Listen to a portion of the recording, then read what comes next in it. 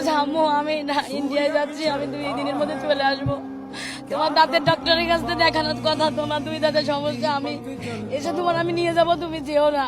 তোমার doctor phone করলে তুমি বলবা আব্বু ইন্ডিয়ায় গেছে, আব্বু এসে তোমাকে নিয়ে যাবে, তুমি থাকো আমি আসছি, এই কথা বলে গেছে আমার সাথে। তারপরে আমার সাথে কারা করেছে, কেন করেছে, এর সুষ্ঠু তদন্ত চাই এবং আমি এর শেষ পর্যন্ত দেখতে চাই যে তারা কেন করেছে, কি জন্য করেছে।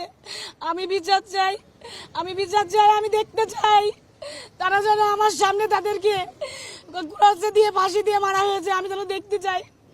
আজকে আমি এতিম হয়ে গেছি, আজকে আমার পড়াশোনা শেষ হয়নি, আজকে আমি মাঝপথে। আপনারা সবাই জানেন আপনাদের পরিবারে সবারই সন্তান আছে, যার বাপ থাকে না, তার কেউ থাকে না, তারা এতিম হয়ে যায়, যতই কাছের আত্মীয় আপন মানুষ যেই থাকুক। বাপ বাবা এই বাবার মতন